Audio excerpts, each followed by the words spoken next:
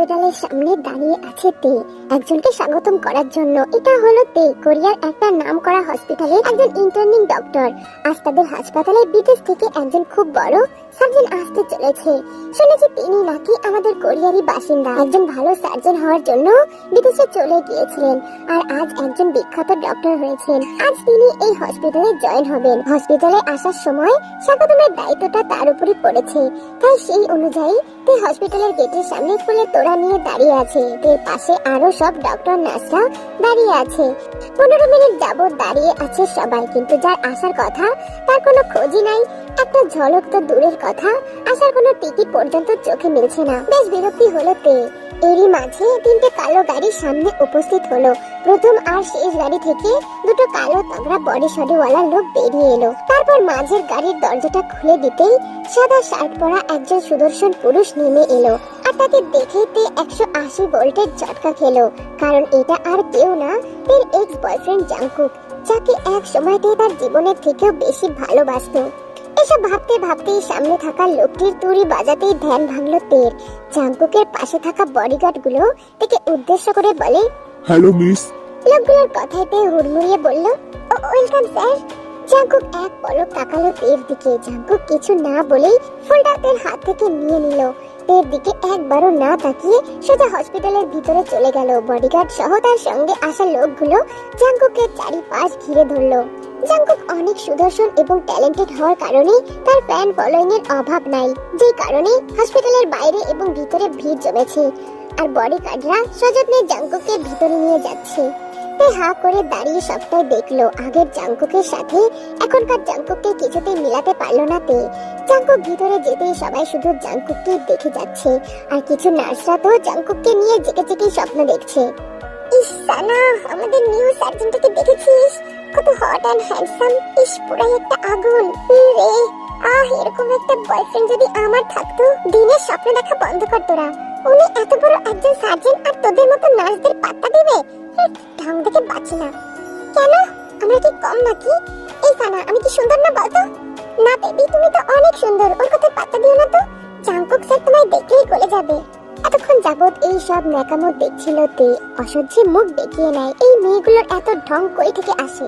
ওরা কি ভেবেছে ওদের মতন মেয়েদেরকে জাংকুক পাতা দিবে? কখনোই না।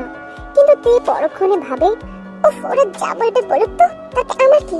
জাংকুক এখন শুধুমাত্র আমার স্যার, আর কিচ্ছু না। উফ তে, এত কিছু ভাবিস না তো। তে আর ওইখানে দাঁড়ায় না, সোজা জাংকুকের কেবিনে চলে যায়। যেহেতু তেকে জাংকুকের পার্সোনাল অ্যাসিস্ট্যান্ট হিসেবে থাকার দায়িত্বটা দিয়েছে হসপিটাল থেকে, তাই জাংকুকের আশেপাশে থাকার দায়িত্ব তে। জাংকুকের কেবিনে গিয়ে তে দেখে জাংকুক চেয়ারে হেলান দিয়ে ফোন টিপছে। জাংকুক জাংকুক সামনের দিকে না তাকিয়ে উত্তর দেয়, আমার মনে হয় না আমি তোমাকে চিনি, সো আমার নাম ধরে ডাকার আগে দুইবার চিন্তা করবে। জাংকুকের মুখে এমন কথা শোনার পর তের মরে যেতে ইচ্ছা করছিল। মানুষটা এত বদলে গেছে। কিন্তু যাই হোক, সবকিছু দাবিয়ে এগিয়ে গেল তে। সরি স্যার, আমি পরের বার থেকে খেয়াল রাখবো। গুড। এন্ড আমি কি জানতে পারি এখানে তোমার কাজ কি? জাংকুকের কথা শুনে তে হতভম্ব। কি বলবে বুঝতে পারছে না। জাংকুক কি তাকে পুরোপুরি ভুলে গিয়েছে? কিন্তু এটা কি করে সম্ভব? তে ভাবনার বাদ ঘটিয়ে জাংকুক আবারও বলে, what happened miss doctor? Nothing sir. Now tell, what did you come here to do? মানে তোমার কি এখানে কোনো কাজ আছে? তে দাঁতে দাঁত চেপে সবটা সহ্য করলো। তের মনে হচ্ছে সামনে বসে থাকা লোকটিকে গিলে খেতে। এত কিসের অ্যাটিটিউড দেখায়? আপনাকে কিছু জিজ্ঞেস করা হয়েছে। সরি স্যার, আসলে আমার একজনের কথা মনে পড়ে গেছিল। আর স্যার, আমি আপনার অ্যাসিস্ট্যান্ট, তো এই রুমটাতে তো আমাকে আসতেই হবে। I don't need to assistant. Actually sir, I have been made your assistant doctor from the hospital, so I have been to be around you. But I already have a personal assistant, so তুমি এখান থেকে যেতে পারো। Now let's go. He is your personal, but I am your doctor assistant. আর আপনি surgery আর হাসপাতালে যতগুলো চিকিৎসা করবেন, সবকিছুতে আমি আপনার পাশে থেকে আপনাকে অ্যাসিস্ট করব। Hope you understand, doctor Jeon. এটা কি আপনার জানা আছে? আপনি একটু বেশি কথা বলেন। একজন আমায় বলেছিল সবসময় কথা সঠিক এবং বেঠিক নির্ণয় করতে, সামনে কোনো কিছু ভয় না পেয়ে একবার তাকে মনে করতে, তারপর সামনে থাকা যে কোনো বিপদ ফেস করতে। তের মুখে এই কথা শোনা মাত্রই জাংকুক তের দিকে আর চোখে তাকায়। বুড়ো কুচকে জিজ্ঞাসা করে, আর লোকটা এটা বলেনি হাজার মানুষের ভিড়ে তাকে একা ফেলে ছেড়ে না যেতে? জাংকুকের কথাতে তে থমকে যায়, কিছু একটা মনে পড়তেই তার চোখের কোণে পানি চলে আসে। ওদের কথাবার্তার মাঝেই জাংকুকের পার্সোনাল অ্যাসিস্ট্যান্ট কেবিনে প্রবেশ করে। জাংকুক, লোকটির কথা শুনে তে এবং জাংকুক দুজনেই দরজার দিকে তাকায়। ও Suga, nice to meet you and meet my new assistant. By the way, আপনার নামটা তো জানা হয়নি, মিস ডক্টর। তে যতই জাংকুকের কথাগুলো শুনছে ততই অবাকের চরম পর্যায়ে পৌঁছাচ্ছে। ইনি কি সত্যি জাংকুক, নাকি ওর মধ্যে দেখতে অন্য একটা মানুষ? কিভাবে এত চেঞ্জ হতে পারে? কি হলো মিস ডক্টর, কোথায় হারিয়ে গেলেন? তে, কিম তে ইয়ং।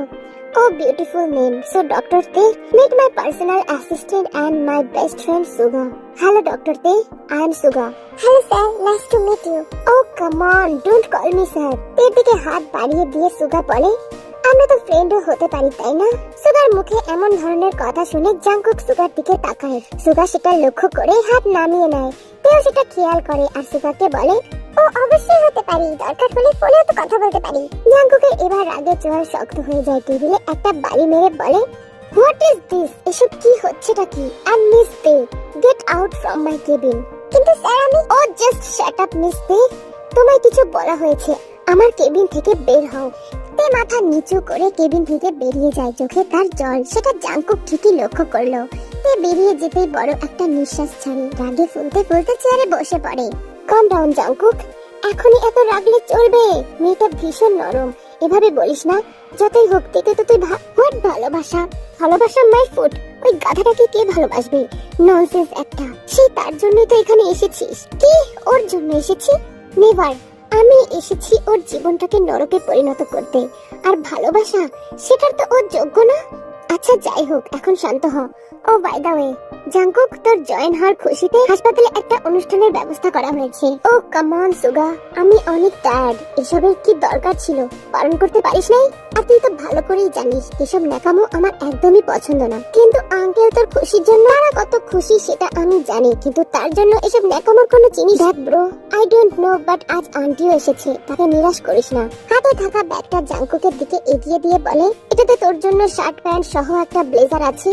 নামজুন স্যার নিজে তোর জন্য পছন্দ করে পাঠিয়েছেন। তাড়াতাড়ি রেডি হয়ে নিচে আয়। সুগা বাইরে যেতেই জাংকুক লম্বা একটা নিঃশ্বাস ছাড়ে আর হাত দুটো পকেটের মধ্যে রেখে মুখে একটা বাঁকা হাসি দেয়। কি ভেবেছিলি তুই এই জাংকুককে কষ্ট দিয়ে পালিয়ে যাবি?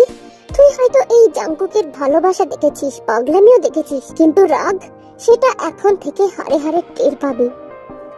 কিছুক্ষণ পর জাংকুক ফ্রেশ হয়ে অনুষ্ঠানের জায়গায় যায়। জাংকুক যেতেই লেডি ডাক্তার সহ হাসপাতালের নার্সরা বাজে ভাবে ক্রাশ খেলো। হোয়াইট শার্টের উপর ব্ল্যাক কালারের ব্লেজারে জাংকুককে মারাত্মক সুন্দর লাগছে। সবার সঙ্গে তেও হা করে তাকিয়ে আছে। ইস, এই লোকটাকে আজও আগের মতো স্নিগ্ধ লাগছে। জাংকুক এর দিকে তাকাতেই তে মাথা নিচু করে নেয়। জাংকুক বাঁকা হাসে। অনুষ্ঠান ভালোভাবেই শেষ হয়ে যায়। অনুষ্ঠান শেষে সব নার্স আর ফ্যান্সরা জাংকুককে ঘিরে ধরেছে। জাংকুকও সবার সাথে হাসি মজা করে কথা বলছে। আর এইদিকে এসব দেখে তার একটুও ভালো লাগছিল না। মনে হচ্ছিল সব কয়টার চুল ইচ্ছা মতো ছিঁড়তে। হ্যান্ডসাম ছেলে দেখতেই পিছনে পড়ে গেছে। তের ফেস রিঅ্যাকশন দেখে বোঝা যাচ্ছিল যে তের এসব একদমই সহ্য হচ্ছে না। রাতে তে নিজের রুমে শুয়ে জাংকুকের কথাই ভাবছিল। ঠিক তখনই বাসার কলিং বেল বেজে ওঠে। তে বেশ অবাক হয়, কারণ এই সময় তার বাসায় আসার কারণ থাকার কথা না। তাহলে এত রাতে কে এলো? তে খুলবে না খুলবে না ভেবেও দরজা খুলে দিল। আর দরজা খুলে যাকে দেখে, তাকে দেখার জন্য তে মোটেও প্রস্তুত ছিল না। Jungkook, I mean doctor Jieun. কেন, আমি কি আসতে পারি না? At least you are my assistant. So অ্যাসিস্ট্যান্টের কাজ আমার আশেপাশে থাকা। কিন্তু ওটা তো শুধু পুরো কথা শেষ না হতেই জাংকুক থেকে ধাক্কা দিয়ে সরিয়ে বাসার ভিতরে প্রবেশ করে আর সোজা লিভিং রুমের সোফায় পায়ের উপর পা তুলে বসে পড়ে। তে জাংকুকের দিকে ভয় ভয় চোখে তাকিয়ে একটা ঠেক গিলে। জাংকুক এর দিকে তাকিয়ে থেকে ইশারা করে দরজা বন্ধ করতে। তেও ঠিক সেটাই করে। দরজা বন্ধ করে সোজা জাংকুকের সামনে গিয়ে দাঁড়ায়। জাংকুক ইশারা করে তার পাশে বসার জন্য। তে গিয়ে জাংকুকের পাশে বসে পড়ে। সো কেমন আছো মিস তে? ও সরি মাই ডিয়ার এক্স, কেমন আছো? জাংকুকের মুখে এক ডাক শুনে আর তার তাকানো দেখে তে ভয় পেয়ে যায়। ভয়ে দু হাত কচলাতে থাকে। রিল্যাক্স, আমি কি কিছু করেছি? আর তোমার মতো মিথ্যেবাদীর গায়ে হাত দেওয়া আমার রুচিতে বাঁধে না শোনা। তের মনের ভয়গুলো এখন অভিমানে পরিণত হয়। অনেক কষ্টে কান্না দাবিয়ে জাংকুকের দিকে তাকিয়ে বলে, দেখো জাংকুক, আমি তোমায় কিছু এক্সপ্লেন করতে চাই। জাঙ্কুক কোনো উত্তর দেয় না, পিছনে মাথাটা এলিয়ে দেয়, চোখ বন্ধ করে নেয়। যা দেখে তে আবারও বলে, জাঙ্কুক আমি। তার আর কিছু বলার আগে জাঙ্কুক তের গাল দুটো শক্ত করে ধরে বলে, কি কি এক্সপ্লেন করবি তুই? কি এক্সপ্লেন করবি? আরো কি কিছু নাটক দেখানো তোর বাকি আছে? জাঙ্কুক আমার লাগছে তো, ছাড়ো। সোনা, লাগার মতো তো কিছু করি নাই, তবে এখন করব। তোর খুব অহংকার তাই না? আচ্ছা, দেখছি তোর এই অহংকার আর কতক্ষণ থাকে। বলা মাত্রই জাঙ্কুক থেকে সোজা কোলে তুলে নেয় আর সামনে থাকা রুমের দিকে নিয়ে যেতে থাকে। অনেক চটপট করছে, আকুতি মিনতি করছে, জাঙ্কুকের পিঠে ধাক্কা দিচ্ছে, কিন্তু সেগুলো জাঙ্কুকের কানে পৌঁছাচ্ছে না। রুমে গিয়েই জাঙ্কুক থেকে অনেকটাই জোরে বেডের উপর ছুঁড়ে ফেলে, তারপর নিজে উঠে পড়ে বেডের উপর। অতি মাত্রায় ছটফট করছিল আর চিৎকার করছিল, যার ফলে জাঙ্কুক তের উপর উঠে পড়ে আর তের মুখ চেপে ধরে। কি করছো কি সোনা? আমার ডিস্টার্ব হচ্ছে তো, আমাকে ডিস্টার্ব করো না প্লিজ, আমায় ছাড়ুন, আমার লাগছে, এমনটা করবেন না। জাঙ্কুক কিছুক্ষণ তের দিকে তাকিয়ে থাকে। জাঙ্কুক খুব তৃপ্তি পাচ্ছে থেকে এমন ভাবে চেঁচাতে দেখে মনে হচ্ছে আজ তার বদলাটা পূরণ হয়েছে। জাঙ্কুক যেমন এতদিন কষ্টে ছটফট করেছে, তেও তেমন ছটফট করছে। জাঙ্কুকের খুব ভালো লাগছে। জাঙ্কুক পরে থাকা কোমরের বেলটা খুলে তের হাত দুটো শক্ত করে বেডের সাথে বেঁধে দেয়।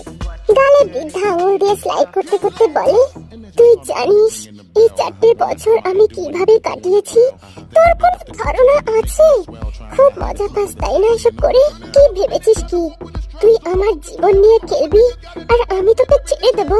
সেটা তো কিছুতেই হতে পারে না। কি দোষ ছিল আমারতে যে তুই আমার সঙ্গে এরকম নাটক করি? তোকে কি আমি ভালোবাসার কোনো কমতে দিয়েছিলাম? বল না, কিসের অভাব রেখেছিলাম তোকে যে তুই আমায় ছেড়ে অন্য ছেলের সঙ্গে? একবারও তোর আমার কথা মনে পড়লো না? আমার কথাটা একবার শোনো। আমি অসাটাতে আমার সামনে এই ন্যাকা কান্না করতে আসবি না। শুনেছিলাম তোর বয়ফ্রেন্ড নাকি বিজনেসম্যান, খুব বড় লোক। এই জাঙ্কুক, চুপ করো। জাঙ্কুক এর গাল দুটো শক্ত করে ধরে বলে, তোকে বুঝি টাকা দিয়ে ফাঁসিয়েছিল, অনেক আদর দিয়েছিল তাই না? জাঙ্কুক, তুমি চুপ করো না প্লিজ, আমার এসব ভালো লাগছে না। প্লিজ জাঙ্কুক, তুমি চুপ করো। জাঙ্কুক থামে না, আরো বলে, আমার দিকে তাকা। তোকে বুঝি অনেক ভালোবাসতো, আমার থেকেও বেশি ভালোবাসতো, আমার থেকেও বেশি আদর করতো। ছটফটানি কমে যায়। জাঙ্কুকের দিকে ছলছল চোখে তাকায়, কান্না ভেজা সুরে বলে, সে অন্তত আপনার মতো এত অসভ্য ছিল না। জাঙ্কুক দাঁত কটমট করে তের দিকে তাকায়, ঠোঁটের একদম কাছে গিয়ে বলে, অসভ্যতামি? অসভ্যের কি দেখেছিস এখনো? একথা বলা মাত্রই জাঙ্কুক তের ঠোঁটে ঠোঁট ডুবিয়ে দেয় আর অনবরত বাইট করতে থাকে। তে ছটফট করছে, হাতের বাঁধনের জন্য কিছু করতেও পারছে না, অঝরে কান্না করছে, কিন্তু মুখ দিয়ে কোনো প্রকার শব্দ বের করতে পারছে না, কারণ তের ঠোঁট জোড়া এখন জাঙ্কুকের আয়ত্তে। জাঙ্কুক এবার তের ঠোঁট ছেড়ে গলায় নেমে আসে আর জোরে জোরে কামড় দিতে থাকে।